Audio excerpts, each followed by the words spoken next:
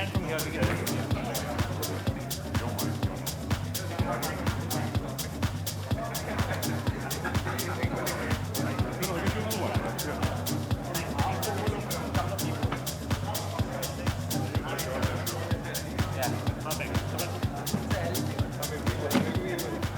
can. Good evening, everybody. Thank you for being here. So, you want to take it? Good evening, everybody. A warm welcome to all our panelists. In the past 10 years, we have undergone massive disruption of legacy industries, and we no longer do things how we used to. The emergence of online technological innovations and most recently COVID has shown us that change is the new constant and disruptions are a new normal. Market expansion is a key to every retailer, and their boardrooms are filled with never-ending discussions as to what is the new normal: offline, online, omni, e-commerce, m-commerce, phygital, and the list goes on. But the biggest point of discussion still remains real estate. Today's session is nothing short of a masterclass, as you're going to hear from the stalwarts of the Indian retail real estate, what they think and do to create the experiences for their customers in the physical world of retail. Let's try and understand how different is the strategy for each of our panelists.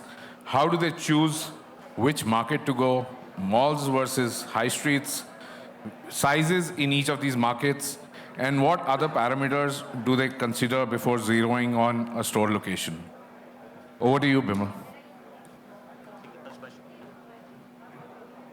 So why don't we start with Preeti, lady of the house. So Preeti, why don't we start with you? Since we only have all the retailers here, so we're going to have most perspectives from a retailer perspective. I don't think we have any developers here, Anish. Today, it's only about retailers. So, Preeti, you've got a good portfolio of brands. When I look at your entire segment, when you're looking at the market from pre-pandemic to today, how has market changed? What has changed for you, for your customers? How has business moved? Hi. So I think 2022 has been a year of recovery for everybody. Expansion being the buzzword. I think every brand, every retailer is expanding to the counts of never heard, never thought of. While we are expanding like anybody else, I think optimization is the key. Where we are looking at, filling in the gaps of the tier 1. However, there's a lot of focus going between the tier 2, tier 3, and selective tier 4 towns. The challenge remains that a good retail destinations, where we see a lot of delivery of a lot of nice, good shopping centers of late and coming last 2 years. I think the demand is there's still a push of a good destination demand. So as Raymond, any which way, we live that legacy of being on high streets. I think it's a local blend. I mean, Raymond, talk about every city, every town has been there ever since. So we blend better, honestly, as a high street, as an ethos of a brand. Wherein we're looking at a mixed bag, but yes, high streets is the main focus for us. Also, from a retailer perspective, easy startup time, less money, station footfall. As a customer point of time, it's more convenient, little less hassle-free. So this is how it is. So we're looking at mixed formats of malls and high streets, but certainly high streets is certainly our focus for the time being. So that's a change after pandemic for you? After pandemic, and two, honestly, our launch of the new category, not so new anymore. We'll be exiting this financial year with about 75 doors, which is ethnics. So like we say that, this particular category needs a little bit of visibility, gravitage, which high streets are able to give or support better as compared to the malls. They're defined with their particular ways. And high streets it gives us an opportunity to play around the way we want to. So that's one basic. So, Preeti, you will prefer to open your flagships on a high street rather than a By large, yes. So far, we've done that. Like, for example, as latest 3 days before we've opened Jayanagar here while we're sitting in Bangalore. We've done Garyahat, we've done Karol Bagh. So, yeah, in terms of that size and magnitude, high streets is definitely our focus. What difference do you see in the customer at the high street and the malls. Sorry? What is the what difference do you see in the customers coming to a high street store, whether it's a flagship or a regular store, versus a mall store? So honestly, if you ask me, it depends on the kind of category you're dealing with. So for example, it's largely not really the profile of customer that visits the mall or high streets, it's the category which you're offering. Like for example, ethnics, usually whenever there are weddings in the house or something, high streets are kind of top of mind recall. We go to Ambavatas and Kutubs and whatever those local, regional markets like Karol Bagh, Rajouri. If I was doing something which is more like a made to measure or something like that, yes, then probably, malls are a better recall in terms of customers.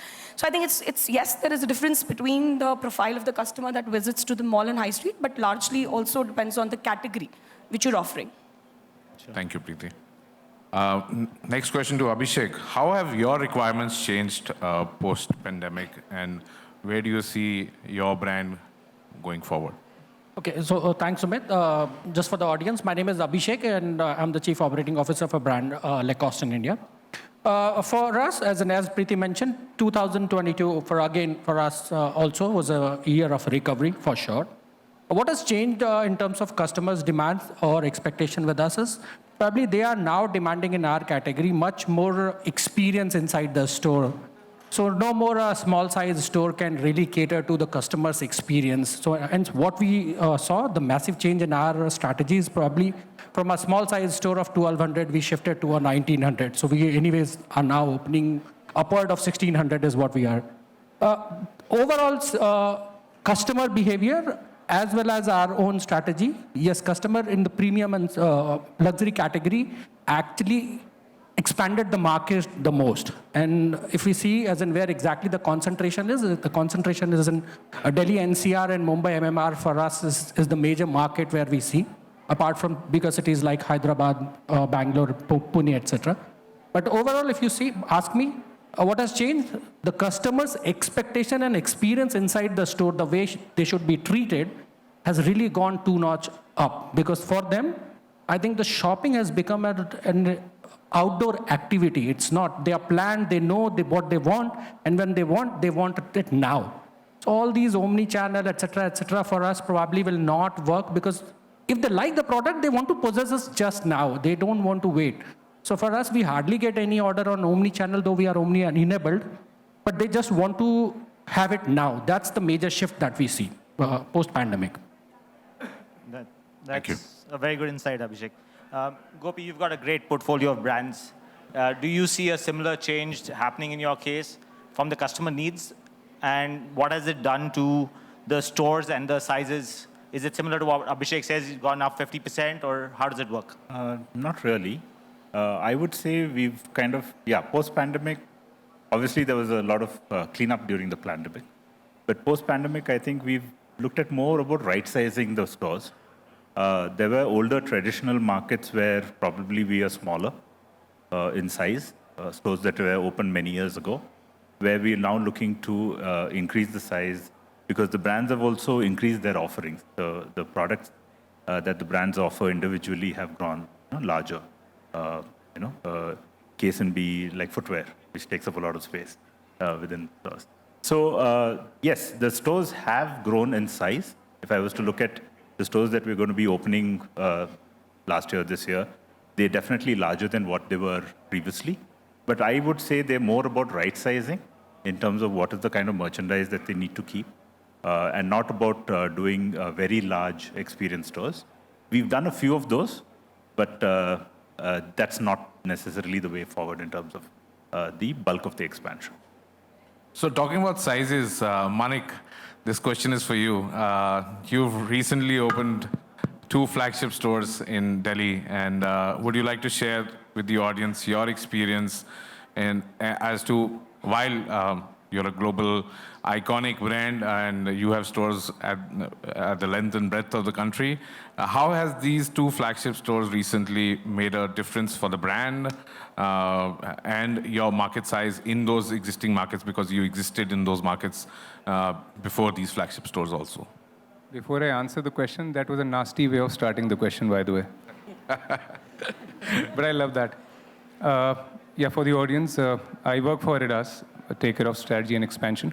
Size does matter, which we realize now. What was not happening in India, in at least our category or in our brand till 2-3 years back was, while globally the stores were going and opening to the size of 10-15,000 square feet, and in certain global cities, our stores are of the size of 40,000 square feet also. It wasn't happening in India for two reasons. One, we felt we were not ready.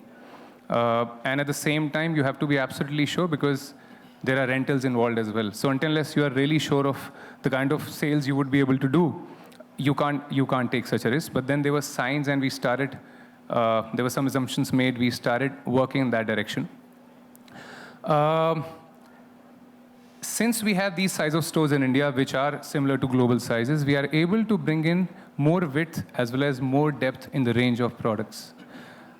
I'm now able to negotiate with our global team to get the same product, which will be available in the Dubai flagship or a London flagship or any other global city. Fortunately, at the global map of Adidas, India is the only country which has 3 key cities which are registered as a part of global cities for Adidas. It's not happened with lot many countries. They normally have 1 big city or 2 big cities. While I say that, the size of the business is still not as huge as these other cities are, but the way the depth is growing, the way volumes are growing, it's different. And because we are able to bring in that kind of range in this country, we have that additional customer who's a well-traveled shopper, who would otherwise go and pick up stuff from the Dubai Mall or the Mall of Emirates or the High Street of London or somewhere else. So that customer has added, and because of that, the aspiration of the other customer is also growing because they are able to relate with the same products. Just to give an example, the store in Select City Walk, which is our flagship store, it has a shop-in-shop of Y3 collection. That is the only store in this country for us which has exclusive Y3 range. The products only start at 30,000-40,000 per piece. That's the starting range. And it sells like hotcakes. So there is definitely a market. And we are realizing that only with time. If you had asked me this question 3 years back, I would not have a similar or such a confident answer. At the same time, we don't work in a manner that we'll only open this size or we will not open. We make our best assumption based on the market appetite. Also keeping in mind, if I'm opening a certain size in this particular trade zone or a mall or high street, where and how far do we want to open the next one and what size should that be? At times, we also do category rationalization. Certain store could specialize in running products, whereas a different store could specialize in football and basketball. Let's keeping in size a smaller format stores in a different trade zone. So it's working well. The response is great. And I think there is much more appetite to it. Do you see an appetite for a 40,000 square foot store in India? Are you going to share the rental for that? I'm talking about Adidas, not about bestseller. So, Manik, let me ask you a follow-up on that. How has the customer started taking you? Is it different from after seeing these stores and these formats? And has it given you any further realization, apart from the sales that you're getting out of the store? Is there any other ancillary benefits that you've seen after opening these stores? I think it's the best thing is that one, the customers who were aware about these products are increasing, so there is an upside. And when there is a good response from customer happening in these stores, it sends a very strong message to global that India is ready. And I often discuss with people that the message that we give to our global is important not just for our company but also for India as a business, because my MD who sits in Adidas Global, his peers are the decision maker of different brands. So when they are discussing different appetite of different country in different brands, that is the kind of conversation we want. So that is one side of the story. Customer, yes, comes back, and the only odd side is customers from multiple locations in the country now want similar size stores which can offer them similar range. That does not seem possible today. It has to grow organically, but in times to come, yes. But yeah, the best part is I don't have to worry about going to a different country to buy certain projects. And at the same time, I must add, Ranveer Singh, who's our brand ambassador, is actually a global ambassador. So he shoots campaign across the globe, and you see his posters in Fifth Avenue, New York, in Orchard Road, and different places. That I have to give it to all the Bollywood stars. I think they are, you can see Deepika Padukone when you go outside, you see Ranveer Singh, you've got global brand ambassadors coming out of India now for all the luxury brands and mainstream brands now, which is very heartening to say. Raghu, if I want to come to you with a similar question, how have your stores changed over the years? And what is the experience that the customers experience? Now you've got both sides, you've got a multi-brand and you've got your own. How does it play differently in both of these? Hello.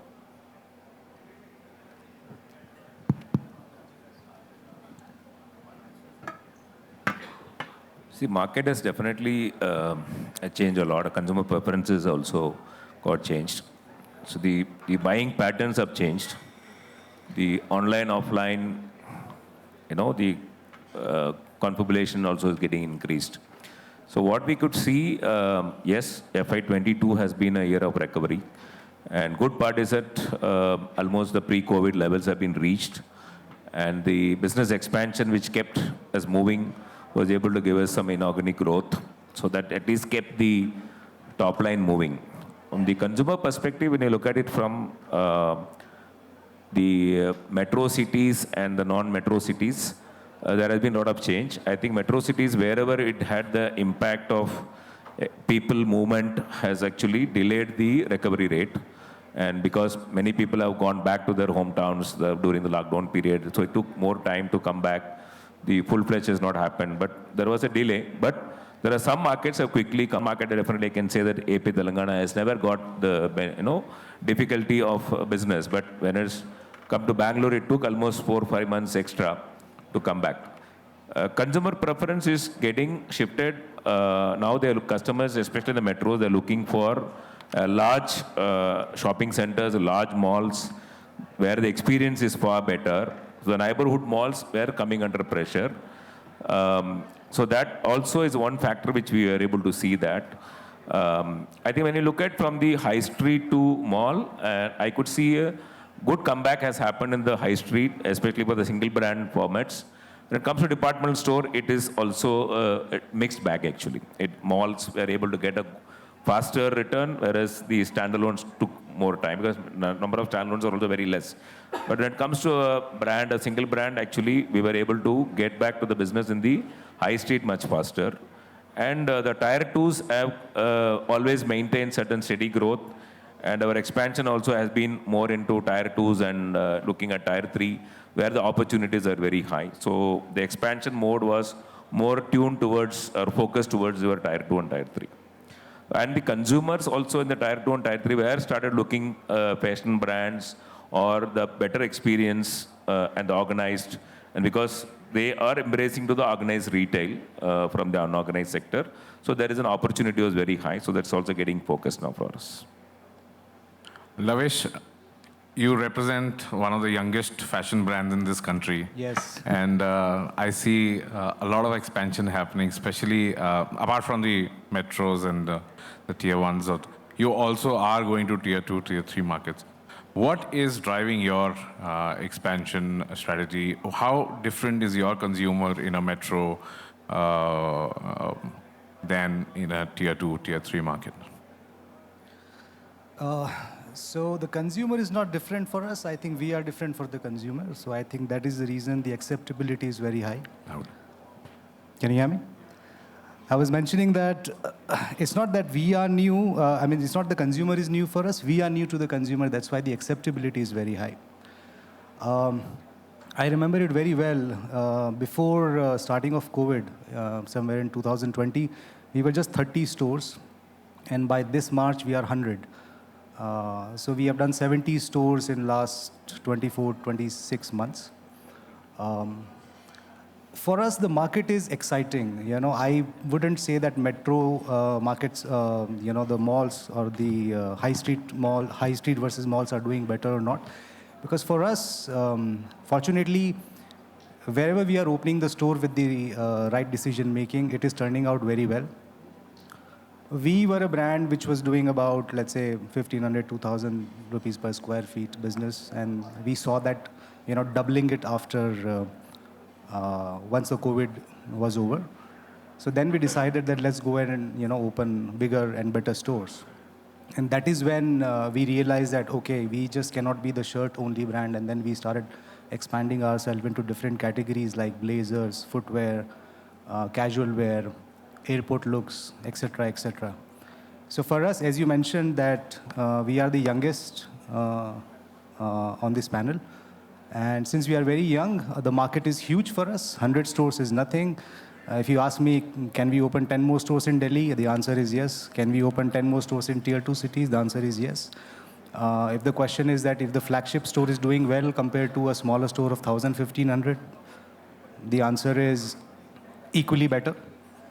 So for us, I think the market is extremely exciting. The ROIs are good. And that is what is keeping us up. So we tend to go further on that. Excellent. Thank you. Thank you.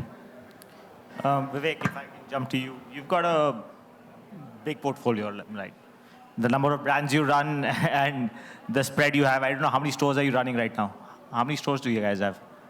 Has the count reached 1,000? Oh, Sorry? 1,000? 1,500? No, guess some more. Tell me. We are almost 3,500 square. Outstanding. Excellent. Now- Sorry, I was way off. Did you check out the attitude while saying that? So for those who don't know, Vivek heads up BD for Madura Garments, so he's got the best portfolio of brands. So tell me something. You've got tier 1, tier 2, all the way to tier 4. I think you've got brands that fit in everywhere. You've got company-owned stores. You've got franchise stores.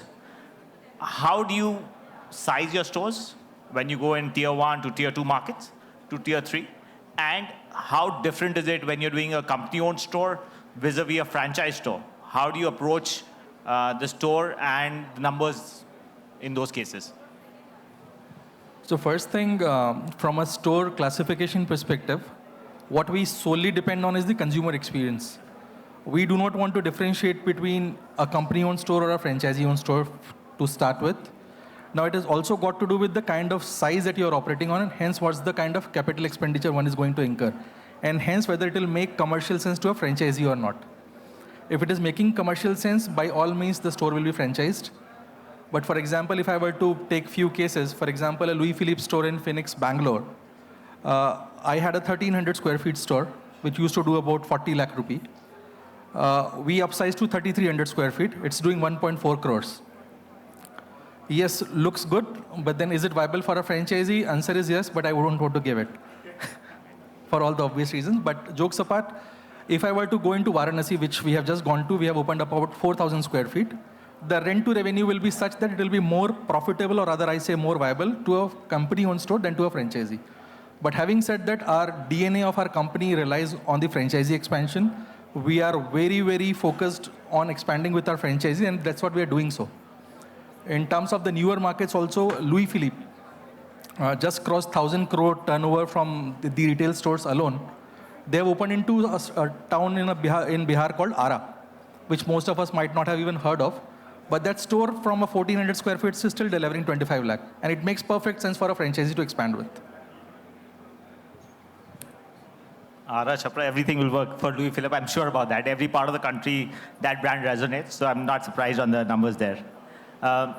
If I want to jump next and ask you a question, between high streets and malls, does that make a difference in your store sizing and how you plan it?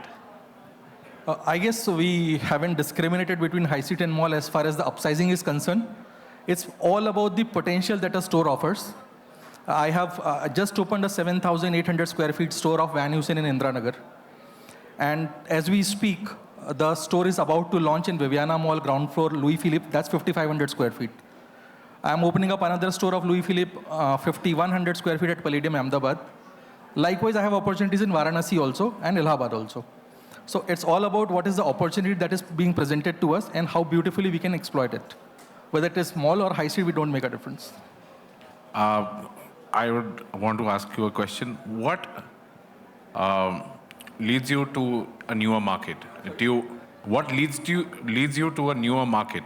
Is it that you see your peer brands already present there, or you are willing to take the risk and become the first mover?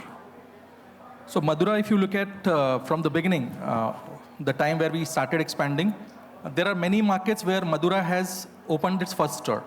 Like Ara was actually a very good example, wherein the organized retail, if I might to say, and that also premium retail. For example, a brand like Louis Philippe. Louis Philippe became the first brand, followed by our own Van Heusen and Solly, that opened in Ara. So we definitely not hesitate in opening up into any new markets. For example, but the surrogate indicators, which qualifies the wealth quotient or market potential of a market, that has to be there. That is something which we definitely analyze, and after that only we expand. But yes, we don't hesitate to enter into new market. We have hardly followed the follower strategy. We have followed the follower strategy for our own. Wherever we have seen there is a good potential for our brand, we have upsized the store. Or you've added more stores into that market. We have added more brands stores to that Yeah, market. yeah. So from a reach and penetration perspective, reach took care of my expansion needs. Penetration further justified, should I open more number of stores there basis my current SSPDs. Excellent. Sure. Please. For the new, emerging new markets, so we do in 3 different ways. Since we are very young, we follow you guys. Number 2, we have a very good network of online sales through our own captive website. So we try and understand which pin codes are giving us maximum number of orders, and basis that we decide whether we can go and open an EBO there or not. And apart from that, we have a vast network of MBO as well, and we also see nearby towns what is the sales of MBO per counter coming up, which also gives us the confidence of whether to go and open a new store over there or not. So the online part is something which we look into in very much detail. Sure. Excellent.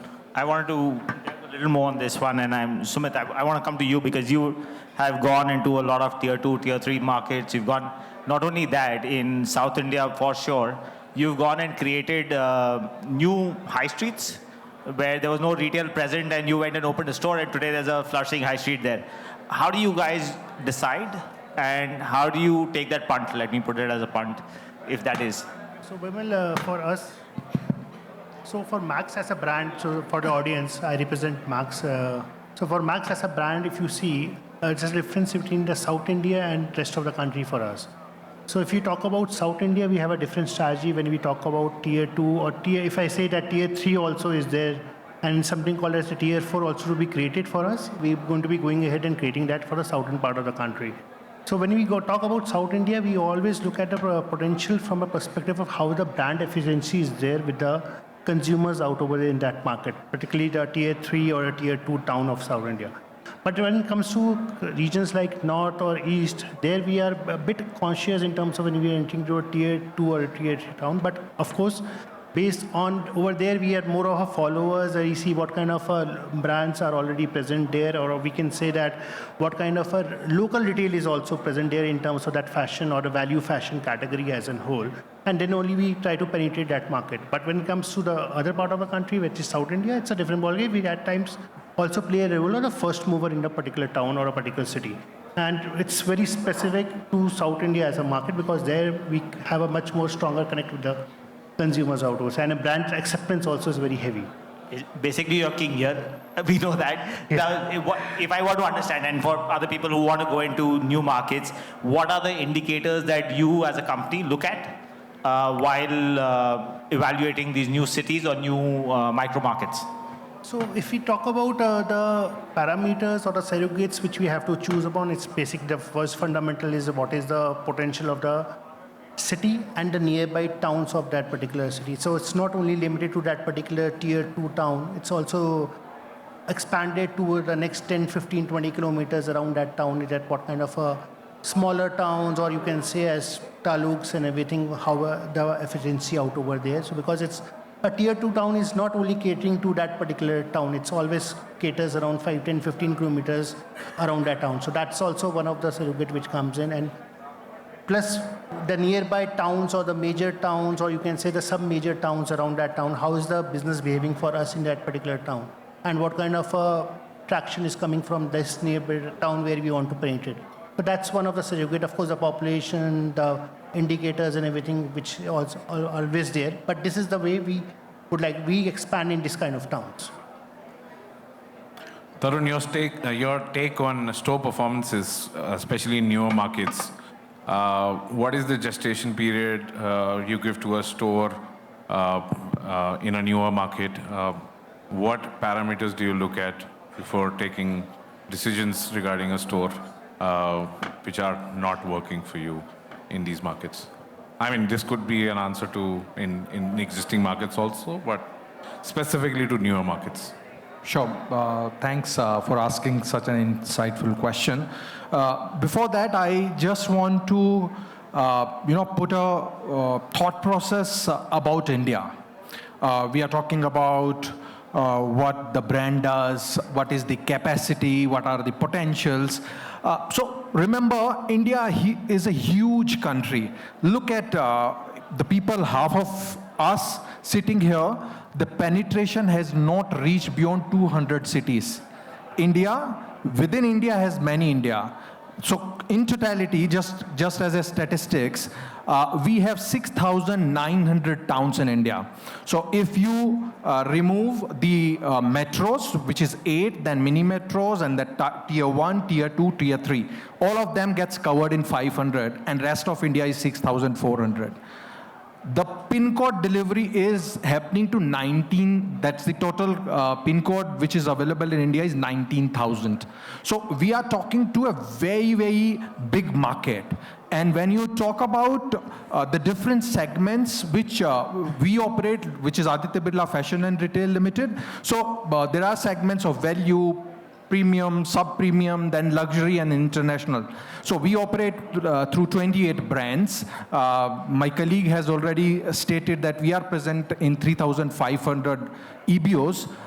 And you will be surprised that we have a 10 lakh square feet as a space. And with respect to the potential of this country, we can add up 10 lakhs more. Now, coming back to this is the power of India and the future India is having in embracing the young brand, which he said adding 70 stores. Post-pandemic, between Madura and Pantaloons and New Business together, we have added 550 stores. That's the number we are talking about, and we are gearing up furthermore. Now, coming to the question of, there are 3 Ps in any business. One is profitability, second is productivity, and third is perception.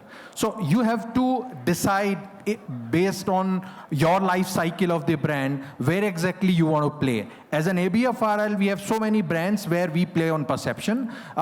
Primarily, profitability for us as well as our franchisee partner is the key metrics. And obviously that comes through the productivity. So we channelize through all that. And the right 3 things to capture all these 3 Ps, 3 Cs are very critical. One is clarity, second is consistency, third is constancy. So clarity of where you want to play, which he asked me, which value segment, which type of brand you are having, consistency of your approach, how you are looking at the potential of the market, constancy is the belief through which you run through. And all of that can be won through 2 simple things. One is many India merchandise, because within India, many India, so you have to have a strategy of many India merchandise, and RCT, concept of RCT, which is at the center of ABFRL, which is romance the consumer. You have to satisfy, you have to upgrade yourself to create a wow in their mind. So that's ABFRL, and primarily the Indian market for you. Very well. Thank you, Arun. Thanks for the clarity on that. Your clarity of thought is clear in this case, in this answer. And let me go to Nitin. Nitin, you've got a very interesting brand and very different from everybody on this stage. So let me ask you this question. How do you approach your real estate? Because your requirements, needs, your consumer is much wider than I think everybody here. Your TG is the widest among everybody here. So how do you approach your real estate? How do you decide where you want to be? And you can talk about the brand and then go on. So regarding how we decide, so if we talk about say North, South, and West India, we go to only the developing market or the developed markets. Sorry, for everybody's reference, Nitin looks after Miniso, so you all know the brand and you know the background. Okay. So in these three regions, we go to either developing or the developed markets. Whereas if we have to go to Northeast, we can go to any market, be it even if there is no market, we will go there and we are doing well in those kind of markets. But if we compare, say, Northeast to North, then in North, we only go to developed markets. We do not even want to try developing markets in North. North people, I'm also from North. So I will only go to that kind of market wherein everything is there.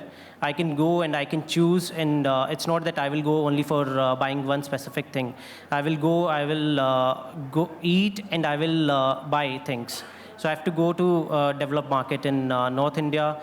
If we go to South, we are going to developing markets also. Same goes for West. This is what we do when we choose our real estate. My next question, any one of you can choose to answer. We talk about malls, we talk about Indian malls. It's our favorite topic. But how do you see our Indian malls changing themselves to the changing times vis-a-vis globally what we see across? Anyone can choose to answer this. Manik, Abhishek, anybody? Hello. So I'll take this one. So Manik was mentioning that we opened 4,500 in Select City, Connaught Place, etc., etc. And then he mentioned twice, thrice in Dubai. So what exactly is happening in Dubai? What is not happening in India? All of us sitting here, all of us are demanding bigger stores now because we really want to give that experience, and if in case we can deliver it. We are certain that we can deliver it, we can bring the international flavor to India, etc. But are we really getting that support from the other side? Probably, if you go today and also ask for, give me a bigger store, I want to bring that international experience here.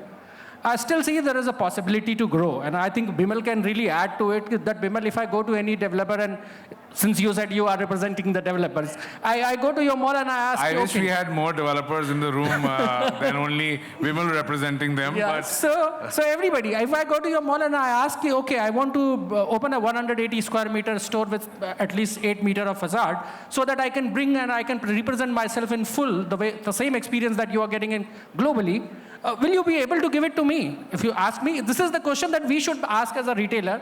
And with Bimal, over to you, please suggest.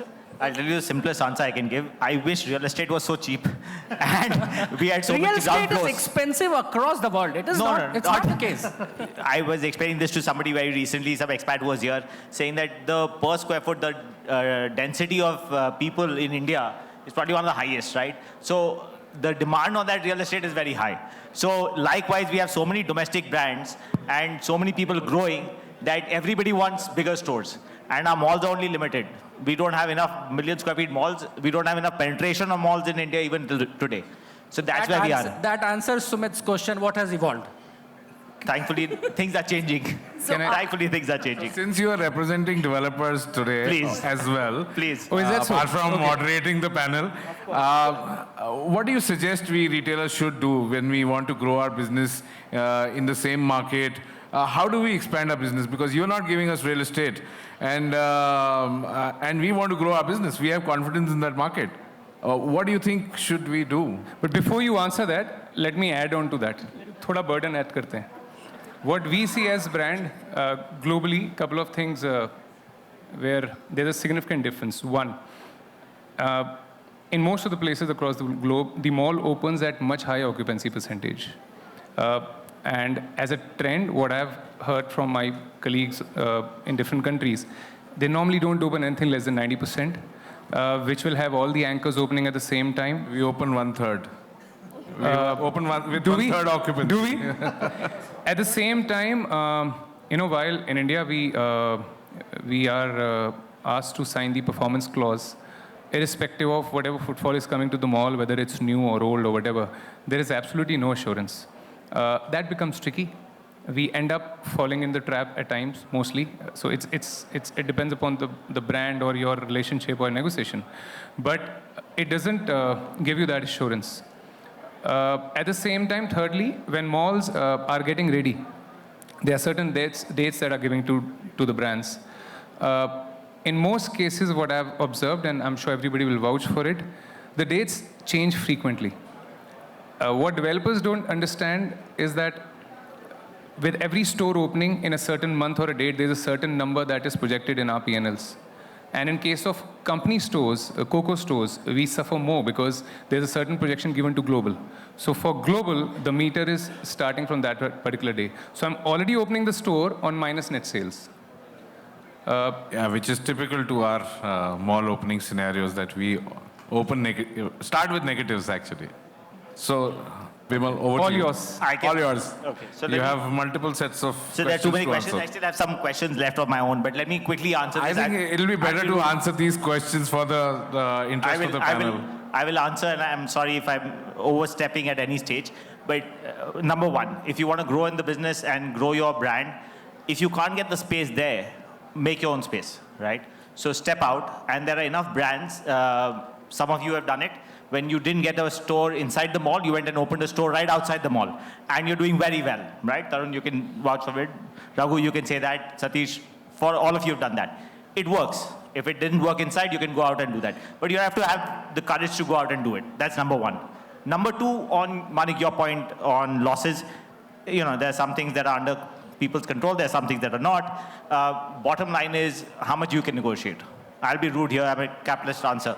Depends on your need, right? And the other person's need. Go out and negotiate it. There's no two ways about it.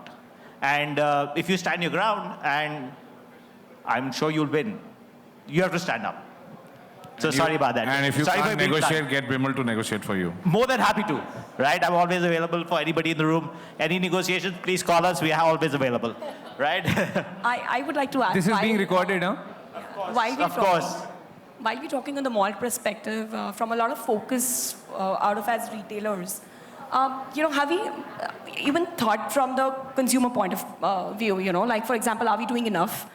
Today also when we talk about malls, entertainment engagements, we probably talk cafes, theater, or probably, like in Western countries, you see a lot of hiking, trekking, wineries, et cetera, as experiences.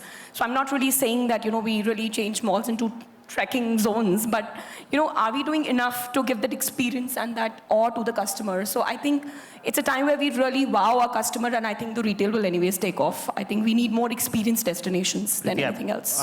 I agree with Very you. valid point. We wanted to go there. I wanted to, before I get to that experience, and if we have time, because I'm cognizant of the time that we have, if I can go to Prasad. Prasad, you've got a very nice, beautiful brand, which is growing, and the category is growing. We didn't have many people in your category for a long time. And you had an advantage from that perspective. When you are deciding between your malls or high street, wherever you're opening your stores, how do you decide how much you need, both from other peer group as well as competitors? How many like-minded brands work for you? How do you decide on those? What works when you are deciding on a shopping center or a high street to go out and open? So in the current situation of the pandemic, so we are focusing towards one P, what Tarun shows, profitability and risk factor. So if we're feeling that there is a risk factor towards high street, so everyone knows that we had been closed some of the high streets in Bangalore and Mumbai and focused towards malls. And if you are asking what is the current strategy for Kazo, I can say we are focusing towards Tier 2 and Tier 3 cities where we are feeling that work from home, it's not like work from home, it's a work from hometown. And if you see that EBITDA margin, so compared to Tier 1 cities, we are getting better in Tier 2 cities. So the focus towards Tier 2 in malls or high streets is okay, but in Tier 1 cities, so we are focusing only on malls in the current situation. In those malls, when you're deciding between the malls where you want to go, one is where availability is there, of course, but also my second question is, when you're choosing where inside a mall to go, right? Where you're going to go open the store, do you like to be closer to your like-minded brands? Do you like to be close to competition? Or how do you decide there? So definitely I can say that we are the followers. So we are the followers. So there are so many bestseller brands. So, and the first question will be there. So whenever the mall people are approaching, we'll say that, yeah, there is only a Veramoda. For sure, the question is there. And if you're asking me, so which mall you choose in the Tier 1, so it depends on rentals. So there are so many people who are coming with a revenue share module for 1 year, 2 years, and there are some malls which are very strict. So the rentals are starting from day one. So depending on the situation and seeing the capex, opex, everything, so we are going towards. I like the profitability part of it. Looking at that from day one, excellent on that. Satish, we've not got you to speak till now, so let me come to you. When you're looking at your stores and you've got a wide variety and quite a range of stores that you have among your portfolio, how are you approaching today vis-a-vis what you guys were doing earlier? And what is new that the customer is experiencing or demanding from you guys? See, post-pandemic, there's been a realization that the larger centers have been quick to bounce back. The centers which had 1 million square feet on the bouts, those which had experiential malls had been quick to get back to their feet. And that has been a big learning in terms of sizing the stores basis the size of the center. So a 1 million square feet mall will be obviously a store of 40,000 square feet of lifestyle and maybe a 20,000 square feet of home center. That's the kind of a size we look at.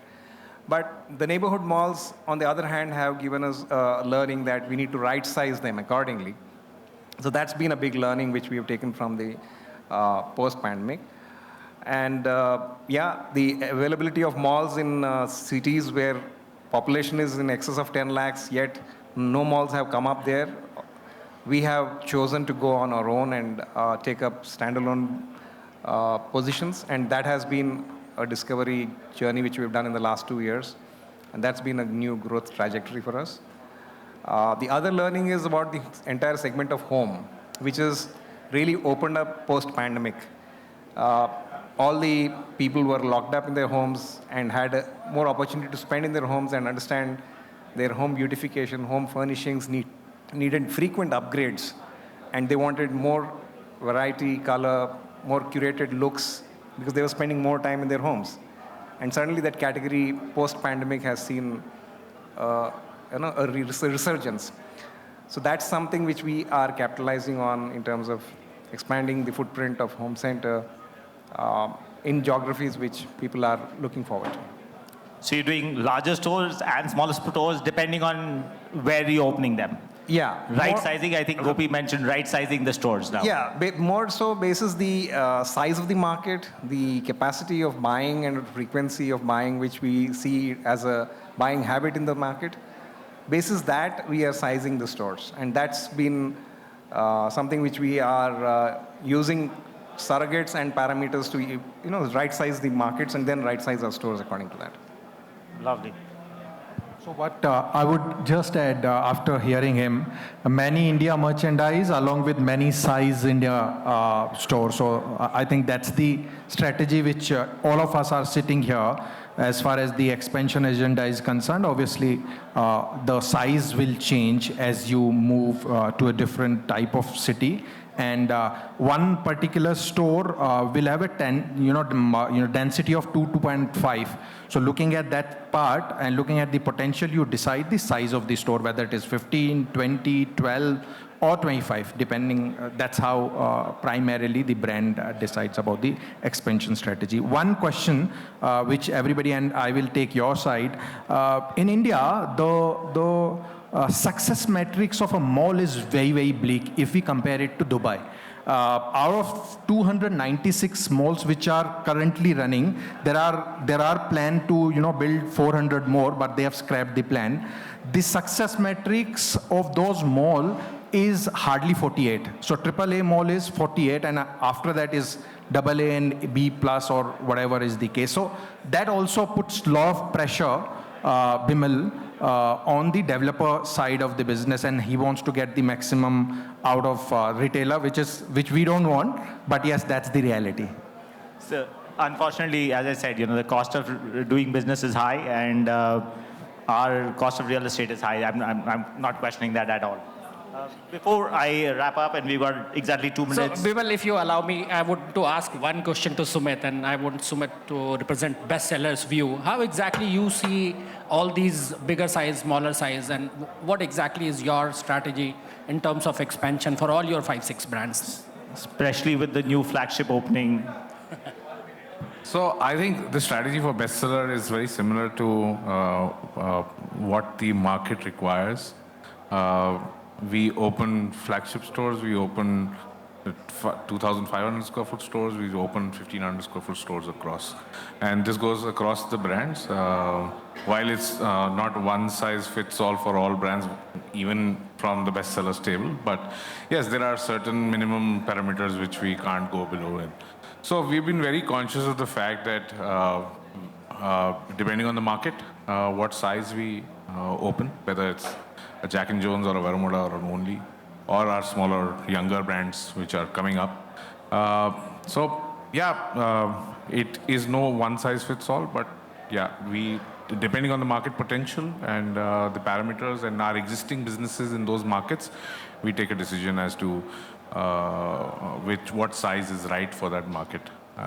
We have a multi-brand franchise model also for tier 3, tier 4 markets, where we squeeze in our 3 brands in a 2,000 square foot as well, wherein in tier 1, tier 2 metros, we do a single brand 2,000 square foot store. So that is the flexibility or the scalability that we have as an advantage to us, and the power of multiple brands where we can accommodate in one store. Yeah. I hope it answers your question. Thank you. Thank you.